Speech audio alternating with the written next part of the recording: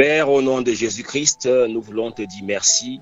C'est un privilège pour nous, Seigneur, de nous retrouver ce soir sur cette plateforme de prière, au travers et par le biais des groupes de prière que tu as initiés dans le cœur de tes serviteurs, la voix du réveil, disciples accomplis et la cité de David. Seigneur, bénis tous tes enfants qui sont connectés à cette heure précise. Si nous sommes rassemblés encore ce soir, c'est par ton invitation. Seigneur, tu as disposé le temps, tu as disposé les cœurs, tu as choisi ce moment privilégié, Père éternel, ce moment divin pour nous parler, ce moment divin pour nous instruire ta parole. Père, bénis ta parole, bénis ton peuple rassemblé. Père, agis par ton esprit. Bénis ce message et cet enseignement de ce soir, Seigneur, ouvre ta parole afin qu'elle porte du fruit et qu'elle engendre un réveil mondial pour la gloire de ton Saint-Nom.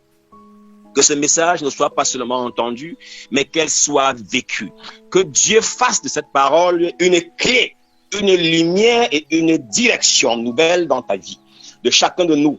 Là où la personne m'écoute, là où la parole de Dieu sera entendue ce soir, les chaînes tombent, les voiles se déchirent, les portes s'ouvrent, les malades sont guéris, les captifs sont libérés. Une parole qui change les destinées, une parole qui change le système de pensée est sur le point d'être relâchée ce soir au nom de Jésus. Seigneur, que la chair qui est en moi se taise et que seul ton esprit parle au travers de moi. Papa Saint-Esprit, synchronise ma bouche, synchronise mes pensées à la tienne et dispose les cœurs à recevoir une parole qui libère et qui amène à la repentance au nom puissant et souverain du Seigneur Jésus-Christ. Exauce ma prière ce soir, je te le demande au nom de Jésus-Christ. Amen, amen et amen. Amen. Bien-aimés, ce soir, le Seigneur m'a mis à cœur un thème qui est révélateur, un thème qui est important et aussi en même temps intéressant. C'est vrai que je n'avais pas prévu ce thème, mais j'ai dit, pourquoi pas parler? C'est Noël, il faudrait bien que je parle d'un thème qui va attirer notre attention. Et ce soir, je voudrais vous parler sur le thème, la crèche, l'autel du salut. Amen. Bien-aimé, le Dieu que nous servons ne commence jamais dans la grandeur pour la grandeur. Une grandeur qui commence dans la grandeur finira toujours par la chute.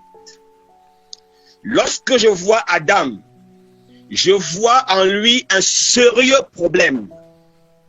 Il n'avait pas de mère ni de père, car Dieu l'a créé déjà papa, avec la barbe sous le menton.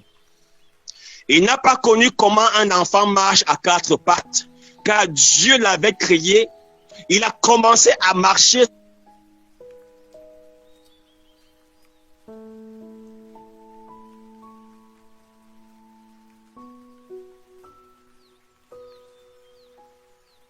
de nourriture où Dieu l'avait placé dans ce même jardin rempli de multiples fruits.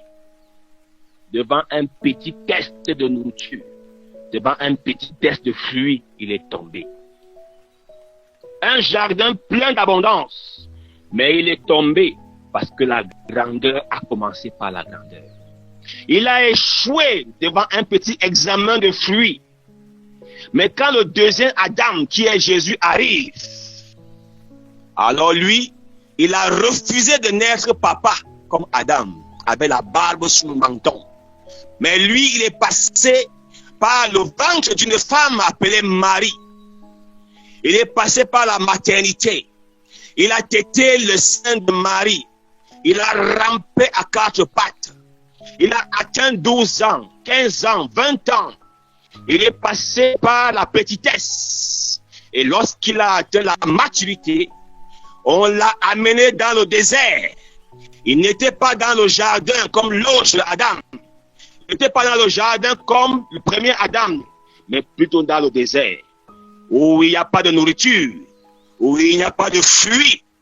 Il a fait là-bas 40 ans et 40 jours et 40 nuits, dans la sécheresse. Et là aussi, le même test de nourriture revient, à savoir changer des pierres en pain. Oh, Il a vaincu à cet examen parce qu'il savait qu'il avait un parcours, à savoir réconcilier l'homme avec Dieu, réconcilier la terre avec le ciel. Bien-aimé, si tu veux hériter le trône avec le Seigneur, ne cherche pas la grandeur, mais cherche d'abord à avoir un parcours et une histoire avec le Seigneur. Amen. Bien-aimé, lorsque le deuxième Adam, qui est Jésus, arrive, il ne vient pas étant déjà grand comme le premier, mais il vient étant bébé et dans une crèche. Lorsqu'on parle de crèche, beaucoup de personnes voient un décor, celui de Noël. Beaucoup de personnes voient une tradition ou alors un symbole. Mais laisse-moi te dire ce soir que la crèche est un lieu spirituellement parlant. Dieu lui-même s'est arrangé afin que tout ce qui était hôtel, tout ce qui était auberge, ou encore dortoir, en ce moment précis où Marie voulait enfanter, soit plein et fermé. Parce que, en fait, Jésus, étant l'agneau de Dieu, par excellence, ne peut pas naître dans un hôpital, mais dans une bergerie. Lorsque le bélier veut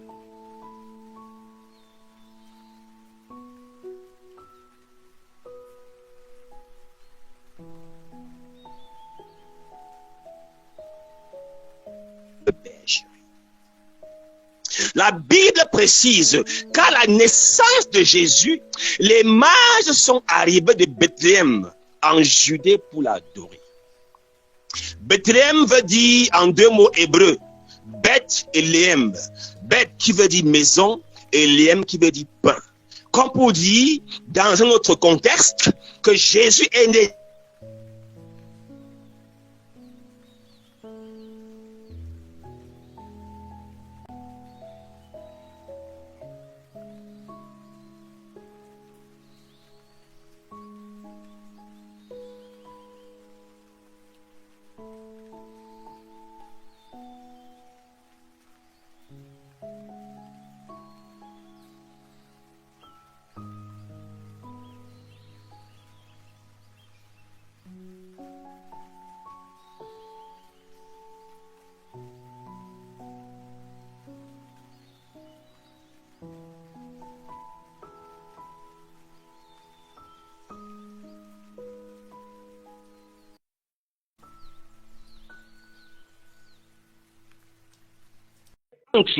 au plus bas dans le ciel à cause de l'inclinaison de la planète Terre.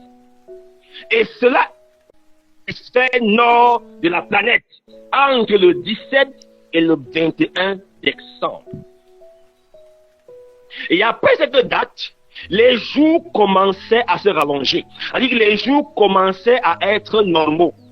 Alors les peuples antiques, principalement les Romains, ont dédié ce moment de victoire du soleil ou encore de la lumière sur les ténèbres en l'honneur du dieu Saturne.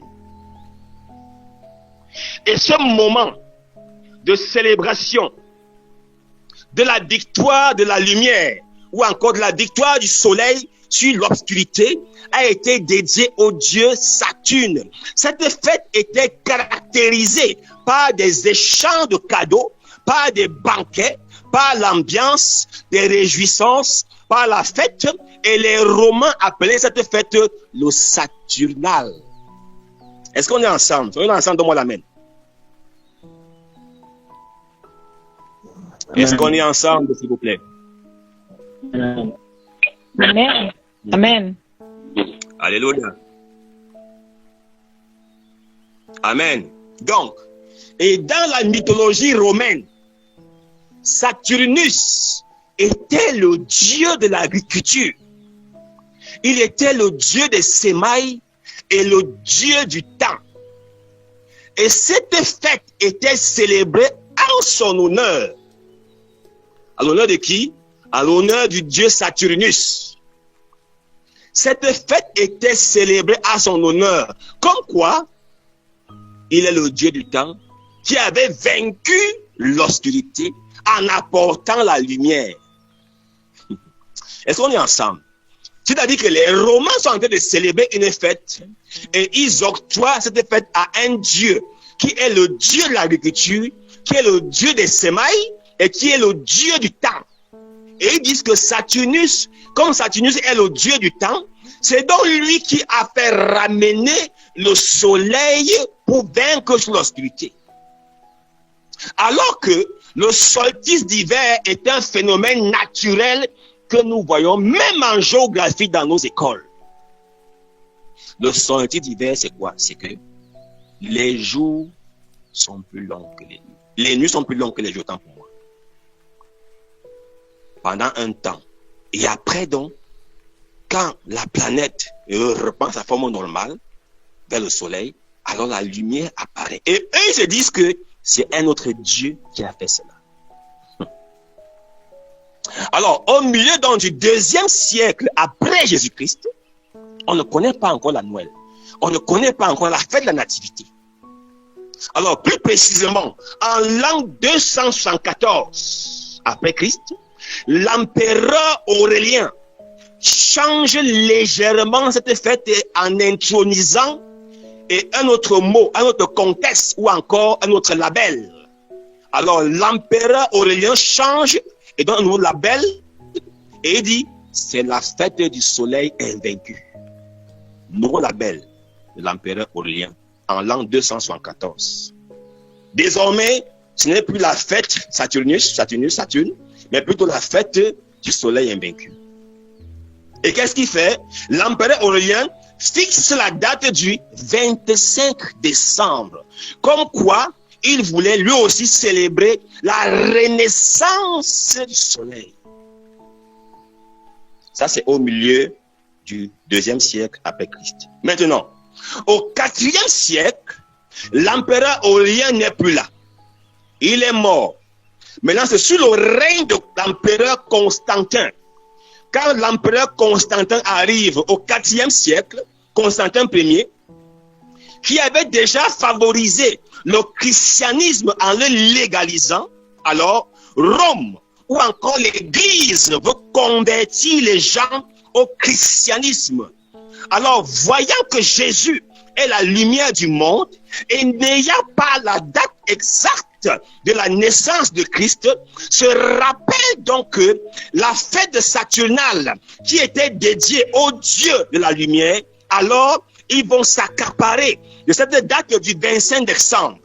L'Église, donc, sous la tutelle du pape Jules Ier, qui valide et officialise la date du 25 décembre comme jour de célébration de la nativité afin de faire coïncider la naissance de Christ avec des fêtes païennes. Afin de faire quoi? Pour christianiser les fêtes existantes déjà et faciliter la conversion des populations en leur imposant un certain 25 décembre comme étant la fête de la naissance de la vraie lumière du monde qui est Jésus. Alléluia. Est-ce qu'on est ensemble? Amen. Donc, le 25 décembre, donc c'est une date symbolique et non historique. Le 25 décembre est une date symbolique et non historique.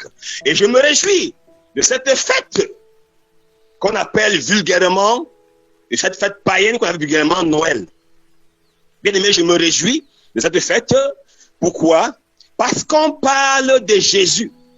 En ce jour, sur 365 jours, frères et sœurs, toi qui m'écoutes, la star, c'est Jésus.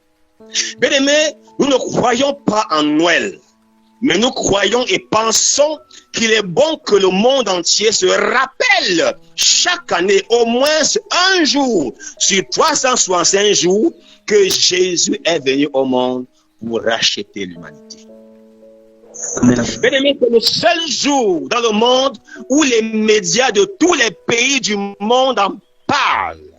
Au moins de la naissance de Jésus. Même en Chine, même au Pakistan, même en Inde, dans les médias et télévisions, lorsqu'un Indien, lorsqu'un Chinois se réveille et qu'il allume son écran de télévision pour suivre les journaux, il voit qu'on annonce, il voit que dans le monde entier, on célèbre la naissance d'une star. Son nom, c'est Jésus. Même si, bien entendu, il n'est pas né un 25 décembre, mais c'est la star du jour, Jésus-Christ. Alléluia. Alors, si à la fête de Noël, qui est aujourd'hui par exemple, une partie du monde peut se souvenir et peut se rappeler du fait que Jésus est venu sur terre, alors je me pose une question à moi qui te parle, et je te pose également une question à toi qui m'écoute. Bien aimé, en quoi est-ce mauvais qu'on se souvienne de la manifestation de la gloire du Fils unique venu sur terre? Si Noël évoque le fait que Jésus est venu sur la terre, et qu'au fin fond de l'Arabie Saoudite, au Mali, au Soudan, au Pakistan, au Qatar, au Yémen, lorsqu'une personne allume sa télévision et peut voir qu'en Occident, en Amérique du Nord, en France, chez le pasteur David, et que voit au Canada, en Afrique, au Cameroun, on célèbre la fête de la naissance du Christ.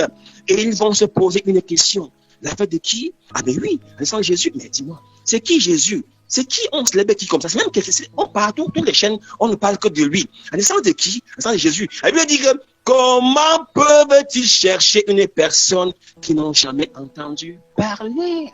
Pourquoi tu cherches Jésus? Il faut que tu entendes parler de lui. Tu ne peux pas chercher Christ sans avoir entendu parler de lui. Bien aimé, bien aimé, la vérité c'est que le simple fait d'entendre le nom de Jésus dans une radio, dans une télévision, même dans un réseau social, les réseaux sociaux et autres, et à l'intérieur de toi, le Saint-Esprit te pose une question. Est-ce que tu le connais? Oh! Et quand l'Esprit de Jésus te pose la question, est-ce que tu me connais? Bien aimé, le simple fait que le Saint-Esprit te pose la question, est-ce que tu le connais? Est-ce que tu sais que ça peut changer le système de vie d'une personne? Donne-moi un bon amen. Alléluia. Amen.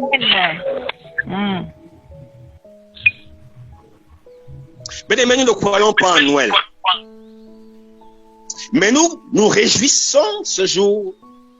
Nous sommes contents de ce merveilleux jour parce qu'on parle de la venue et la naissance de Jésus. Afin que l'esprit d'une personne soit réveillé. Bien aimé, la star du jour, c'est Jésus. Tu vas ouvrir ton micro et tu vas acclamer. Tu vas acclamer pour célébrer sa star. Tu vas acclamer pour célébrer le Dieu. Pendant que les anges célèbrent aujourd'hui dans le ciel, toi tu célèbres sa majesté. Toi tu célèbres la star de Jésus. Élève ton micro et commence à acclamer. Célèbre Jésus. Célèbre son canon. Célèbre le roi des rois. Alléluia. Amen. Bien aimé, depuis ce matin, beaucoup de gens m'écrivent sur mon WhatsApp, sur ma page Facebook, et ils disent, évangéliste Clovis, Papa Clovis, joyeuse Noël. Et moi, je réponds, joyeuse fête. Pourquoi? Je ne connais pas Noël. Je ne célèbre pas Noël. C'est une fête païenne. Ce n'est pas une fête chrétienne. Elle est païenne, frère. Quand on te dit joyeux Noël, tu réponds, joyeuse fête. Alléluia. Alors, parlons ce soir maintenant de l'autel du salut. Comme j'ai toujours dit, nous ne pouvons pas parler de sacrificature sans parler d'autel. Et la crèche est le premier autel de Dieu fait sur la terre par lui-même.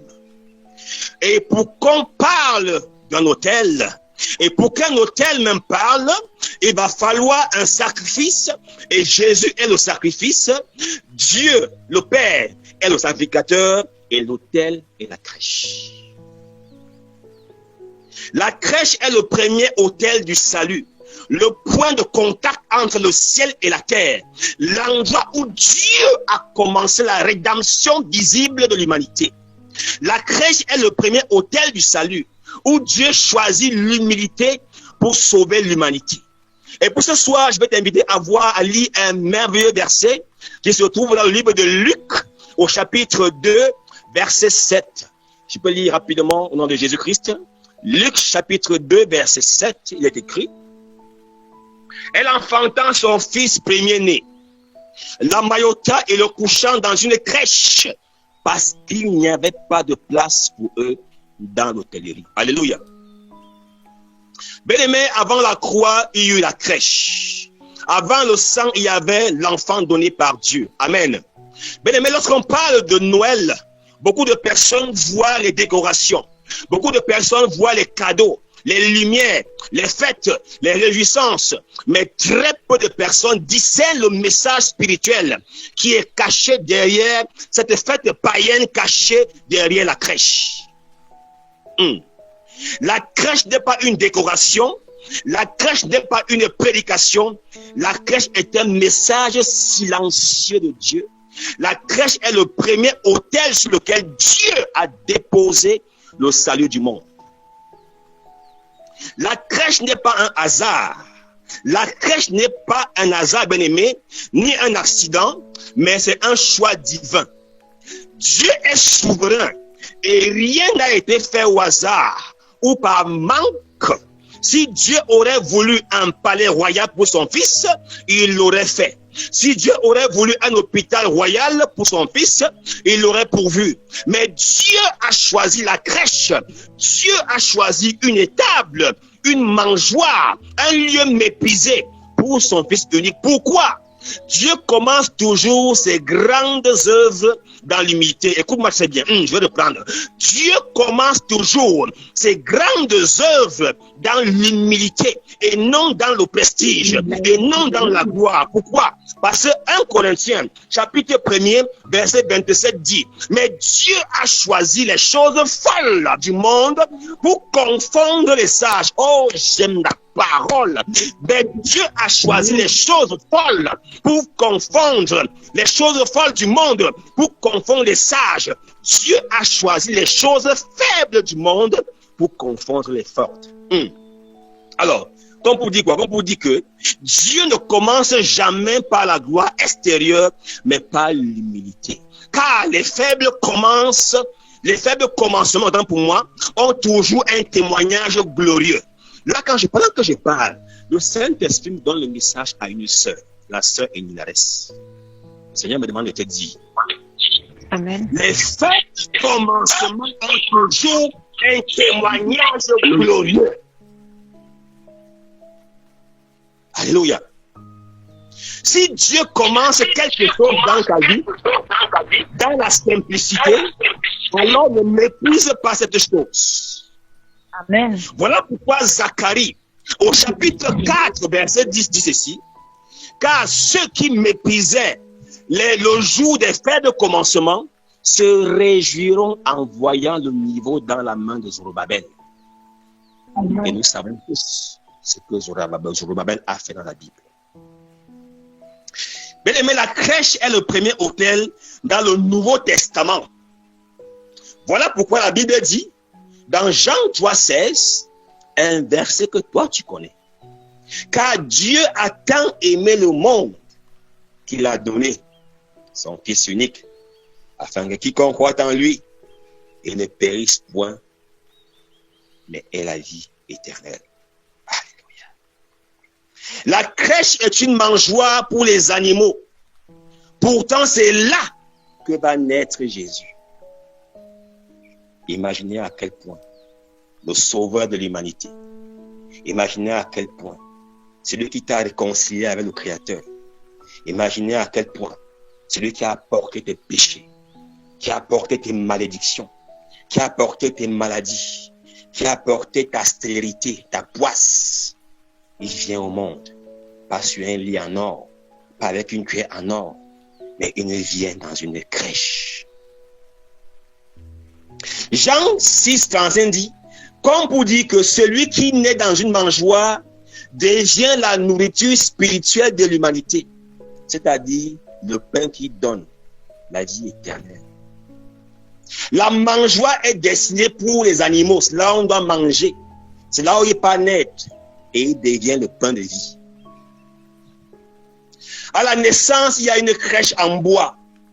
À la mort, il y a une croix en bois. Comme pour dire que la naissance de Jésus commence à la crèche et s'achève à la croix.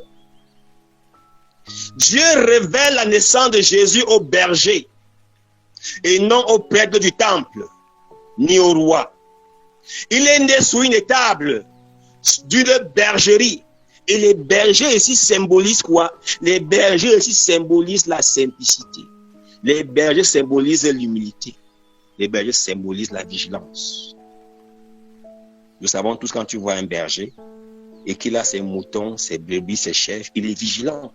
Il est attentif parce qu'une proie peut venir piquer une.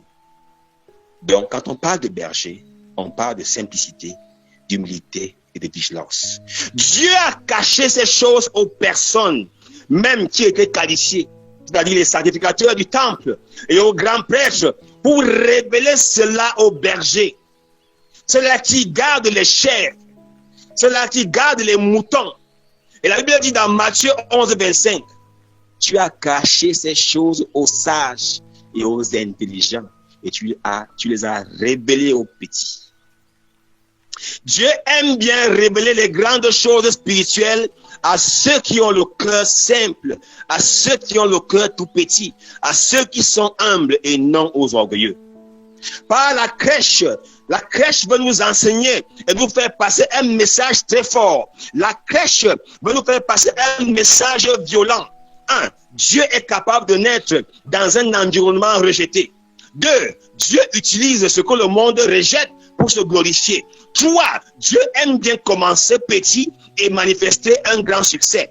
4. Bien-aimé, ton échec peut être une crèche et ton humiliation peut devenir un autel. 5. Ton rejet peut cacher ta visitation. Mais après, tu vas témoigner une grande gloire. La crèche sert normalement à nourrir les animaux. Et celui qui naît dans une crèche ou encore dans une mangeoire devient plus tard le pain de vie. Voilà pourquoi Jésus pourrait dire, je suis le pain de vie. Alléluia. Je vais conclure mon message ce soir. Bien aimé, ce soir, tu m'as écouté. La crèche n'est pas seulement un décor, je l'ai dit. La crèche n'est pas seulement une tradition qu'on célèbre en Noël. Mais laisse-moi te dire que la crèche est l'autel du salut. La crèche est le premier autel de Dieu. Le lieu où Dieu est venu habiter parmi les hommes. Jésus, le roi des rois, s'est fait humble pour nous sauver, pour briser les chaînes de l'ennemi et pour nous réconcilier avec le Père. Alors aujourd'hui, la question qui se pose à chacun d'entre nous est de savoir quelle place occupe cet autel dans ta vie. Pose-toi une question, frères et sœurs. Quelle place occupe cet autel dans ma vie? La crèche nous rappelle que le salut n'est pas une idée lointaine, mais une réalité qui doit transformer notre quotidien. Comme les bergers et les mages qui sont venus de l'Orient, venons ce soir avec nos cœurs ouverts, avec nos dons, avec nos louanges et même notre obéissance. Que chaque regard porté vers la crèche réveille en nous une foi vivante, une adoration sincère et un engagement vrai à suivre Jésus. Que le Seigneur fasse de nos vies un autel vivant, en son amour, sa paix et son salut se manifestent chaque jour dans ta vie. Que Dieu bénisse sa parole. Amen. Amen. Prions. Amen. Amen.